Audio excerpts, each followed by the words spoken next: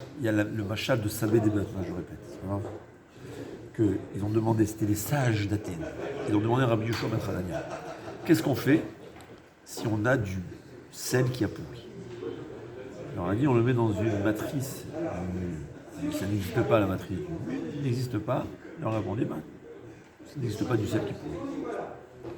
Et qu'est-ce qu'ils ont répondu? C'était quoi la question? La question, elle est, c'est quoi le sel? Le sel, c'était le moyen de conservation. On salait de la viande, du sel, ça reste, ça se conserve. Qu'est-ce qu'on fait avec le sel dont le but est de conserver les choses quand lui-même veut pourrir? Qu'est-ce que tu vas faire? La question, elle était, pourquoi Hachem nous envoie en galoute? Pourquoi? Pour qu'on fasse des choix. Mais la galoute, c'est elle qui nous a pourri, Hachem Yerachem. On s'est éloigné d'Hachem. Alors c'est vrai que jusqu'à 200 ans, les gens résistaient, mais il y avait quand même toujours des gens qui coulaient, malheureusement. C'est toujours j'ai de la peine quand je vois des gens que je dis, on a tenu 2000 ans. Avec chaque génération, il y avait des juifs qui nous ont quittés, Hachem Yerachem. Déjà dans la Gemara, la Mishnah, il y avait des gens qui étaient judaïsme. Donc en fait, ceux qu'aujourd'hui, leurs pères, ils sont restés juifs. Ils ont réussi une centaine de défis chaque génération. Ouais. C'est environ 100 générations. Une centaine de défis, de missionnautes, d'épreuves, ils sont restés juifs. Et à la 101e fois, tu coules, ça fait de la peine. Ça fait vraiment de la peine de voir ça. Tous les juifs aujourd'hui, assimilés, on le perd, on sait qu'il est juif. C'est des gens qui ont résisté à 100 épreuves. Alors qu'est-ce qu'on fait? La question, c'est ça la question. La réponse, je n'ai pas compris. Mais je pense que la réponse est la suivante. De deux facettes. Premièrement, et c'est ce qu'il faut savoir, un juif qui est dans un environnement très loin, le peu qu'il fait est énorme. On ne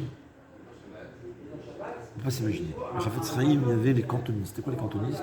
C'était le tsar Imarchemo. On kidnappait des enfants de 5-6 ans. On les élevait dans un environnement russe, catholique. Ensuite, 25 ans d'armée, à partir de l'âge de 18 ans. Ils revenaient 45 ans. À l'âge de 45 ans, ils quittaient, il y avait une retraite de l'armée. Et parmi eux, il y avait certains qui restaient juifs. C'est quoi leur judaïsme? Ils étaient ignorants, ils ne faisaient rien. Ils venaient à la synagogue, écoutaient le cours. Et une fois, il restait dans le cours, on lui a dit « Ethan !» On lui a dit « Qu'est-ce que tu fais ?» Il a dit « Quand on était à l'armée, on devait tous connaître le nom de tous les officiers et les généraux. Alors moi, je ne comprends rien. Mais moi, j'écoute, je retiens le nom des Hémoraïm et des Tanaïm. » Alors, le Chafetz Chaim, il a dit « Pourquoi Hachem a fait ça? Une épreuve pareille, pourquoi ?» Il a dit « C'est des Gilgoulim de la période dans le Navi qui raconte, et je m'excuse que je ne me rappelle pas du nom, quelle période, où tout Am Israël était des idolâtres. Il y avait 700 personnes qui n'étaient pas idolâtres. Tu te rends compte ce que c'est? C'est un Gilgoul pour pardonner cette faute-là. Hachem, il envoie des gens pareils, un enfant de 5 ans, 6 ans, 7 ans kidnappé, et il reste pendant 30 ans, et il reste juif. Juif, un minimum, mais il reste juif. Ça pardonne cette génération qui était dans sa totalité idolâtre. C'est-à-dire, on voit d'ici, nous on aurait dit, ouais, bon, le pauvre, c'est un ignorant, qu'est-ce qu'il fait? Mais pour le Chafetz Chaim, il nous fait comprendre que le fait qu'un juif, il reste juif, un minimum, ouais, il y a pour eux, il y a que malheureusement, ils s'imaginent que le judaïsme, c'est de ne pas fumer Shabbat. Ou il me dit, la seule chose que je fais, j'allume les bougies et rêve Shabbat. Mais le pauvre, pour Hachem, on ne sait pas, c'est pour ça qu'on ne sait pas. On ne sait rien. On ne sait pas qui c'est et qui n'est pas. Mais quelqu'un qui est assimilé, et malgré tout, il a conservé cette petite étincelle, on ne sait pas ce que c'est pour Hachem. C'est la première des choses. Et la deuxième des choses qu'il faut savoir, quand un juif assimilé, il fait des choix, c'est incroyable. On ne peut pas s'imaginer ce que c'est. Quand j'ai réfléchi, j'ai dit, mais je ne dis pas ça par modestie. Ouais, mais la semaine dernière, j'étais de frère, j'étais en Arrête, j'ai pensé tout simplement.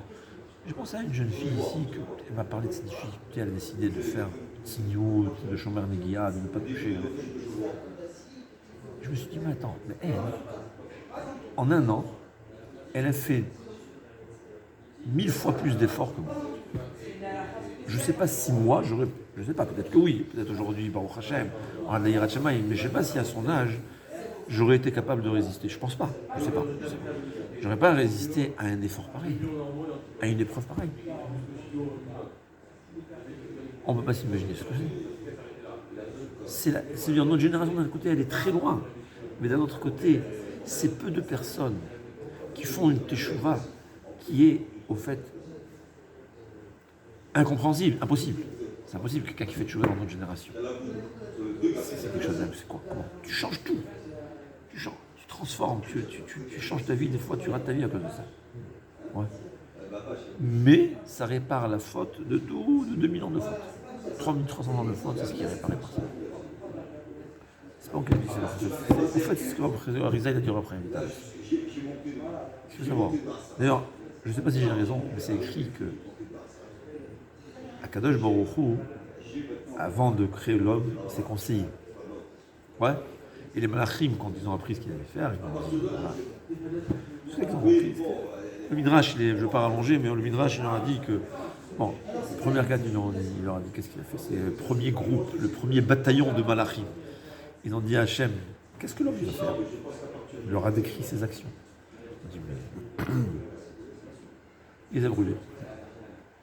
C'est une drôle d'histoire, c'est le Midrash. Il y a beaucoup d'explications, il faut comprendre, c'est très profond. Il y a le deuxième bataillon, la même chose. Le troisième, ils ont dit à Hachem, tu sais ce que tu fais, qu'est-ce que tu me demandes qu'en penser? Ils ont compris. C'est-à-dire, au fait, Hachem, il sait ce qu'il fait, et il y a une honte. C'est écrit que dans la période du déluge, les malachim, ils ont dit à Kadosh Baruch Hu, tu as vu, on avait raison. La preuve, c'est que toi-même, qu'est-ce que Hachem il a dit? Ad zekna ve'ad seva ani esbol. Il dit, je vais supporter jusqu'à ma vieillesse. Zikna ve'seva, c'est les différentes. On comprend ce que ça veut dire. Que oui, c'est vrai, mais je vais supporter le mal de l'homme jusqu'à ma vieillesse, jusqu'à la fin des temps. Je ne sais pas si j'ai le droit de dire ça. Il faut avoir Ruach HaKodesh, et j'ai pas Ruach HaKodesh. Mais je pense que ce que Hachem voulait leur dire, dans ma vieillesse, vous allez voir que j'ai raison. C'est aujourd'hui la vieillesse. Alors le Mashiach, il viendra, on a maximum 217 ans. C'est pas possible plus. C'est impossible. Ouais, ça c'est évident. C'est la vieillesse d'Hachem. Vous allez voir, Rav Brevda, il a dit, Rav Brevda, il avait dit une fois, c'est un grand tzaddik. C'est pour ça de lui que je me suis inspiré. Il a dit, j'avais dit ça au mariage de Clémence, il dit, quand quelqu'un il fait un effort pareil, un effort surhumain, il fait quelque chose. Akadosh Baruch Hu, il appelle les malachim. Vous vous souvenez, il y a 5782 ans, 83 ans, on avait une discussion. Est-ce que ça valait la peine de créer l'homme ou pas? Vous le voyez celui-là? Hein? J'avais raison. Pour ça, Rav dit. Moi, je pense, c'est ce que le Passouk nous dit. Le Baruch Hu dit, vous allez voir, à la fin des temps, un juif totalement assimilé. Tout d'un coup, voilà ce qu'on racontait tout à l'heure. Il vient à Kippour. 3 ans après, c'est un avraire collègue qui étudie jour et nuit. Tu aurais pu croire que c'est pareil? N'importe qui, quelqu'un d'un coup il garde Shabbat, il abandonne tout, il perd son travail, il garde Shabbat. Les gens, pendant que tu vas, ils ne se marient pas. Tu comprends ce que c'est? Ils ont tout laissé tomber pour Hachem. Là, Hachem, il dit au Malachim, vous avez raison, vous voyez, dans ma vieillesse. Ça ne s'est jamais arrivé, c'était jamais. Notre génération n'a jamais eu. Rav Shach, il disait, on n'a jamais eu une génération pareille de gens qui étaient assimilés, qui font teshuva. Ça n'a jamais existé. Jamais. Mais c'est ça le mérite de notre génération. C'est Ben Ari disait, c'est pas grâce à Oubalé Teshuva que notre génération. Parce que c'est un effort surhumain, c'est un effort incompréhensible. Nous, bon Rocher, on a eu cette chance, on a été éduqués dans la Torah. Même quand on faute, malheureusement, on a le cœur là. Et le gars était tellement assimilé, il sait rien. Tout d'un coup, il a découvert le judaïsme. Et comme un russe, il m'a dit, même quand, à mes débuts, je n'étais pas certain. C'est pas facile. Tu abandonnes tout alors que tu n'es pas sûr de ton judaïsme. Mais il a abandonné. C'est des choses qu'il n'a jamais vues. Et je reprends les mots de Rav Brevda. C'est dans notre génération, Hachem de beaucoup de personnes sur qui il peut venir appeler les malachim, qui n'étaient pas d'accord avec lui, il leur a dit venez, regardez mon fils, regardez comment, regardez ce qu'il dit. C'est ça la galoute. La galoute, c'est ça d'ailleurs, Mitzrayim, Hachem nous a envoyés en Mitzrayim.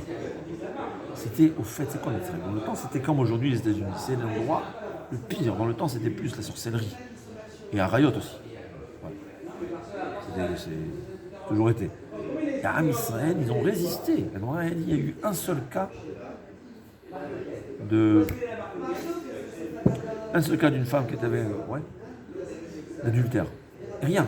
Tous les hommes et toutes les femmes ont été protégés. Tu penses que c'est dans un environnement qui est anti.